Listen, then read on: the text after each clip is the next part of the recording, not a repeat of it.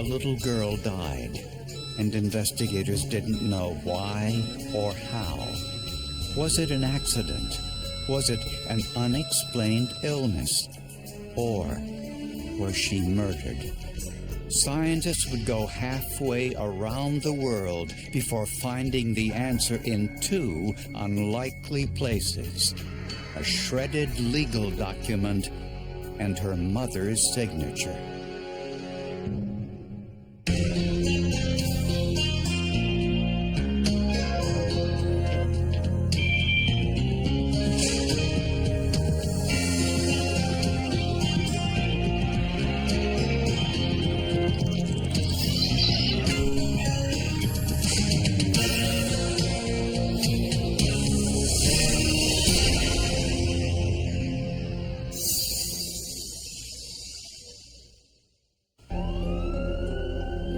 In the spring of 2000, a 2.5-year-old girl was in the intensive care unit of a New Hampshire hospital fighting for her life. In the very beginning, no one knew that she had anything more than a bad cold. But then she went downhill so dramatically. Her name was Sunday Abek, and her story was unlike any other in the hospital. Sunday was from the Sudan, where a bloody civil war was claiming thousands of lives. She and her family were lucky to be alive. She had to flee because of violence in her area. Her father was a political prisoner in Sudan, and that may have been more dangerous for her family to remain in the Sudan because of that. People were being killed. Didn't matter what side you were on, we had to leave. Shortly after Sunday was born, the family fled to a refugee camp in Egypt. After 2 years, a missionary group was able to get them to a small apartment in Manchester, New Hampshire. No one in the family spoke English. The change from their life in Africa was enormous. There must have been a culture shock. This is an old mill city in New Hampshire, big mill buildings and whatnot, much colder weather. But this family moved in and started to prepare a better life, a safer life. They thought at least their kids could be raised without getting shot at. The family had been in the U.S. for just a little more than a month when one day, for no apparent reason, Sunday started vomiting. She ran a high fever and she became delirious. Her mother was sleeping on the hospital floor in Sunday's room. She would sit and hold the child in her arms. I mean, that was her main concern, was that Sunday was sick and she had to get her better. At first, doctors thought Sunday had contracted a bad case of the flu. But none of their treatments worked, and they were unsure what was wrong with her. Sunday's initial symptoms were a high fever and vomiting. And that could be anything. That could be virus, that could be all kinds of problems. I didn't know what the problem was. The doctors didn't know. They couldn't tell me what was wrong. Despite a battery of tests, the cause of Sunday's illness couldn't be determined. None of her siblings or her mother had gotten sick. 3 days after she was admitted to the hospital, Sunday's temperature soared and her brain swelled uncontrollably. She went into a coma and died. When you have children, God gives them to you and He can take them. When Sunday died, I tried to remember that God gave her to us and now He wanted her back.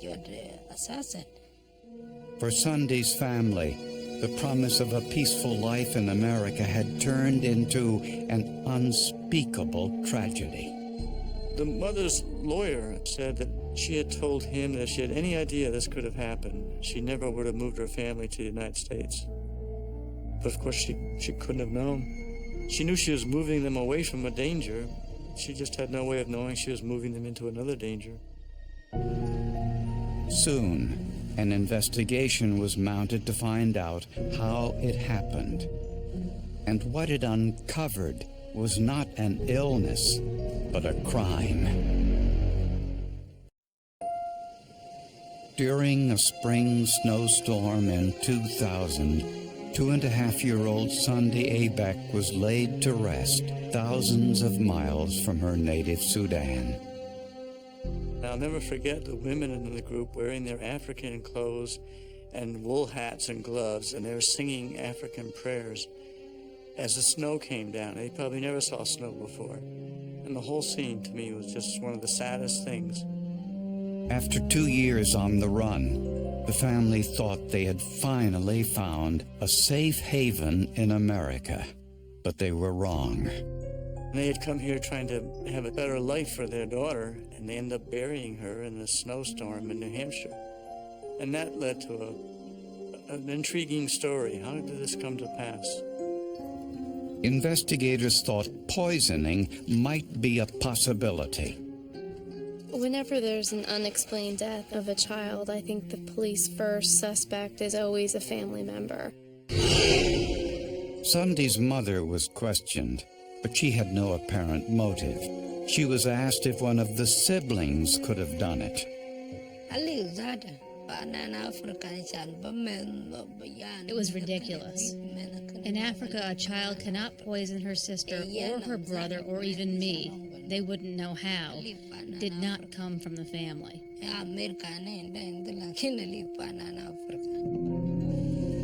Was it possible one of the neighbors, perhaps resentful over the influx of refugees into the neighborhood, was responsible? In our apartment complex was another family from Sudan. Before my child got sick, so did theirs, but he recovered. He didn't die. But a severe flu caused that child's illness. New Hampshire officials couldn't determine how Sunday died, and this raised alarms. One of their initial concerns was to make sure there was not the importation into the U.S. of some exotic disease that could have been transmitted by Sunday or her family into the U.S. All members of the family were thoroughly tested. Everyone was perfectly healthy. But then results came back from an extensive test on Sunday's blood. Analysts were shocked by what they found. Her blood contained unusually large amounts of lead, 392 micrograms per deciliter, 40 times the lethal level for a child. High level for us might be 50 or 60. I think we may have even had a 70 or an 80 over the years that I've done inspections, but a 392 was just absolutely off the charts for us. Lead kills by attaching itself to red blood cells. This takes oxygen out of the blood and starves the brain. Sunday's official cause of death was lead poisoning, the first such case in the U.S. in more than a decade. The family seemed to be having trouble grasping what had happened. One of them said to me, you know, we don't have lead in Africa. In Africa, lead is bullets you're getting shot at. Investigators now checked the rest of the family to see if they'd also been exposed to lead. The test showed they were all within normal levels. There was something unique to Sunday. It wasn't something that they had commonly all been exposed to that created this horrific problem for all of the family.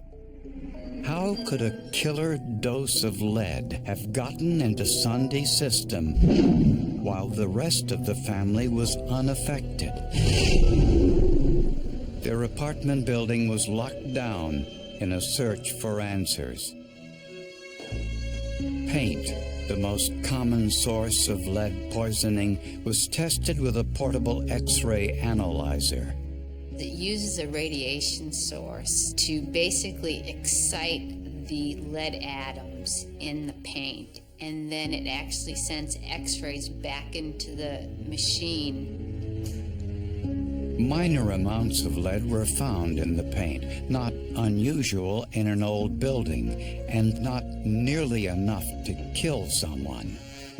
Now investigators moved on to the water, the air, the cooking utensils, and toys. Everything in the apartment was tested. We select an area of the home and mark off a square foot and actually wipe it with a sterile wipe and collect the dust and put it in a sterile container, and that's analyzed to see what the dust level in the home. The contents of the wipes were dissolved in hydrochloric acid. In a process called atomic absorption, the solution was exposed to temperatures of more than 3,000 degrees Fahrenheit. It burns the sample in a flame, much like an acetylene torch, and the instrument is set up to see only lead. No abnormal levels were found. Nothing in the building could produce a dose of lead large enough to kill. And I walked back to the office and said, I don't think it's the house, there's something else going on. Extensive testing provided no clues as to how little Sunday Abeck was exposed to a lethal dose of lead. Lead has been known as a hazard for 2,000 years. Lead was one of the first occupational diseases identified by the Romans and even the Greeks many, many years ago. So it's not a new issue.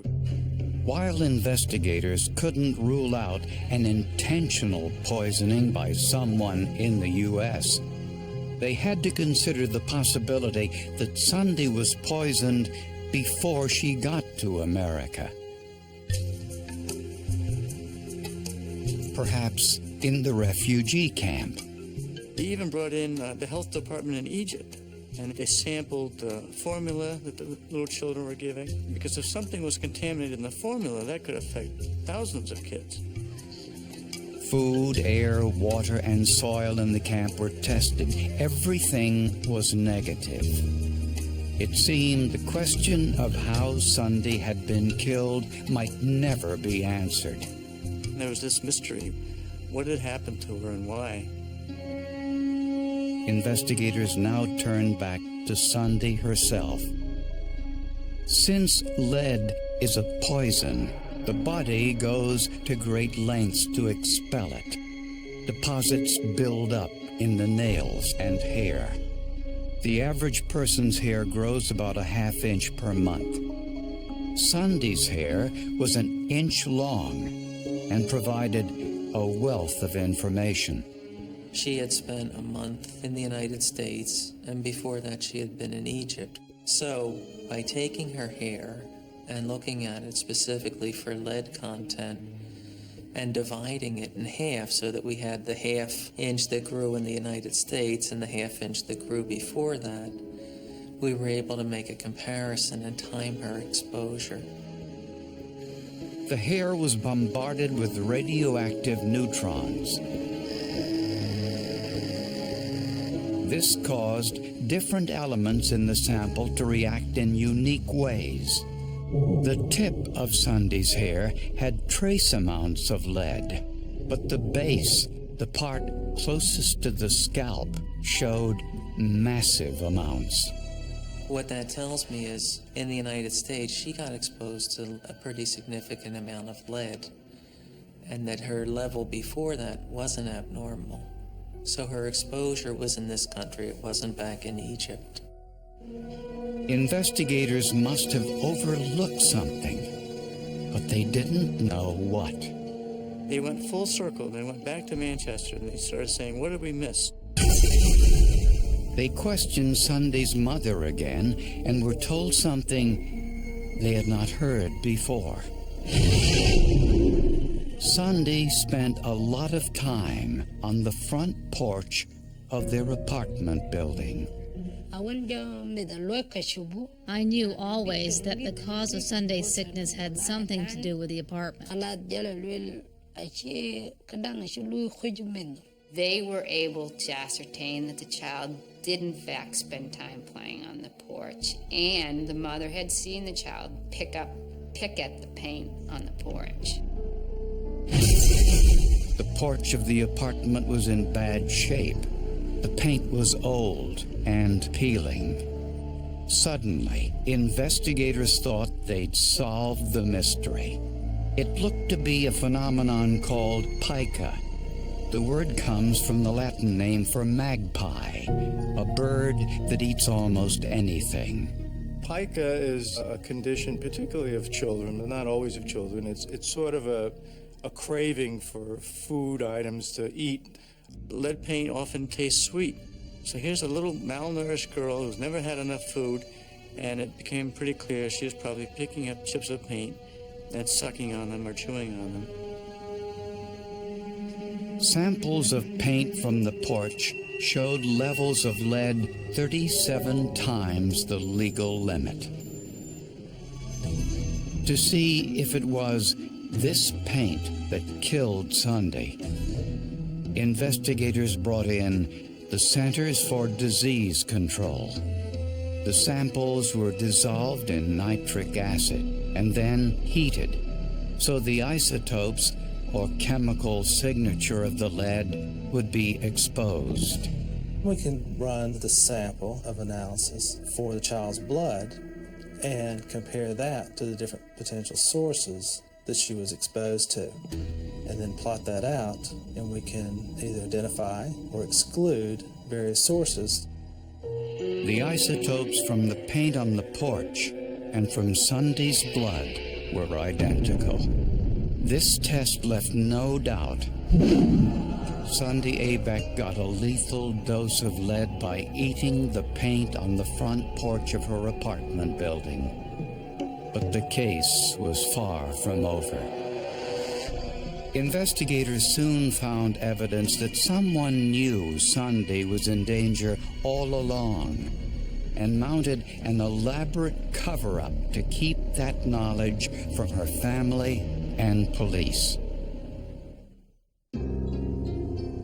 A year-long forensic investigation proved without a doubt what killed little Sunday Abeck.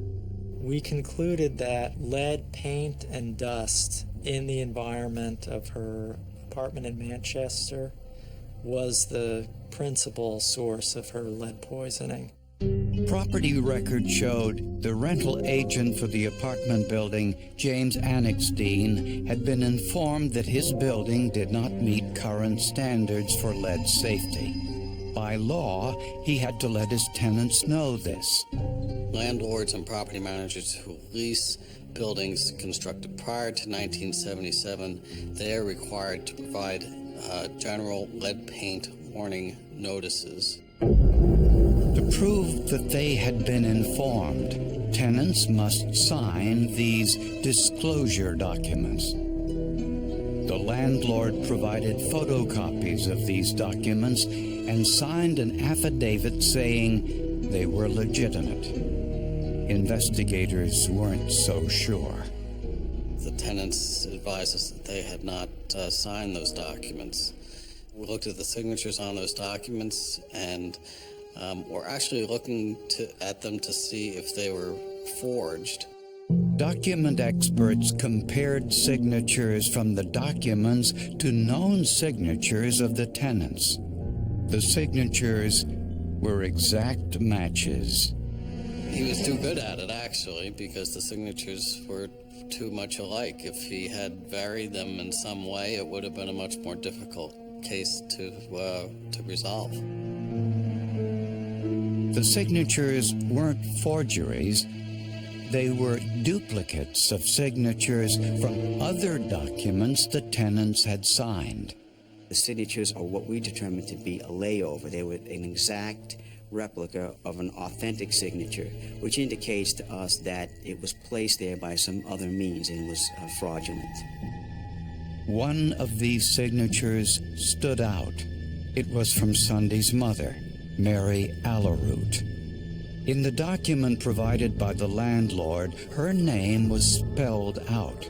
But at the time, Mary could barely write English. She was still signing her name with an X, although she was undergoing training by a church-sponsored teacher to learn how to read and write and speak the English language. It was readily apparent to non-handwriting forensic examiners that this was indeed not her signature.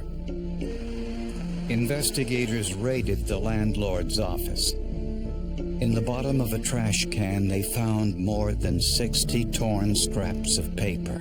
The Secret Service reconstructed that document for us, finding all but one of the 60-something pieces. When the pieces were reassembled, investigators found the original forgery of Mary Alaroot's signature, identical to the one on the lead disclosure notice. He forged the signature of Sunday Abeck's mother on the lead paint disclosure form. He copied it and produced copies to the Environmental Protection Agency and the grand jury. The landlord's fingerprints were on the document. Mary Alaroot's were not. It's very unlikely that she had handled or had anything to do with that particular document. Investigators say that when Annex Dean found out about Sunday's death, he knew he was potentially liable. So he took his tenant's signatures, copied them from other documents, and then placed them back onto the lead disclosure agreements.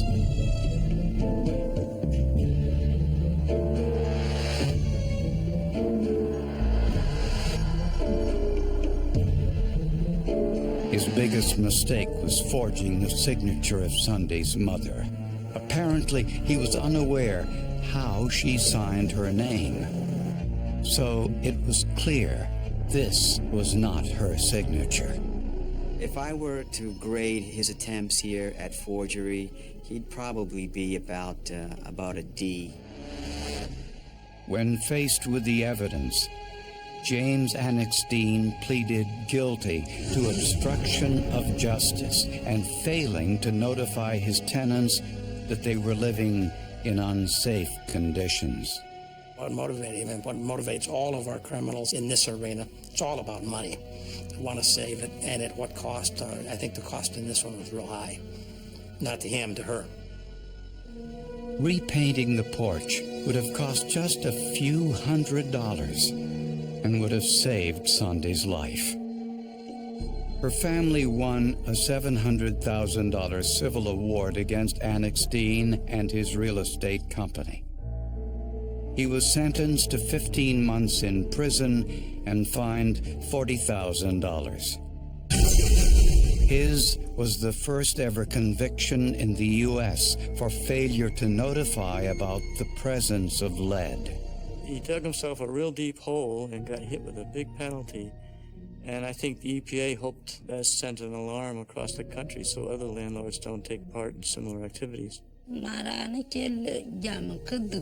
was happy he got punished. He was lying. I never signed those papers. He lied, and it was right that he was punished. Sunday's family has relocated to Tennessee. They're still adjusting to life in America and the aftermath of Sunday's death. Meanwhile, Sunday lies in an unmarked grave in a New Hampshire cemetery, hundreds of miles from her family, thousands of miles from home. Her death could easily have been avoided, but thanks to the forensic analysis, it's far less likely another family will suffer the same tragedy. Her death couldn't have been solved without forensics. Yeah, the work in the lab is what solved this case. And it happened at the federal, state, and local level. It took a lot of technicians to study this material and figure out exactly what happened. And they did, which is gratifying, I'm sure.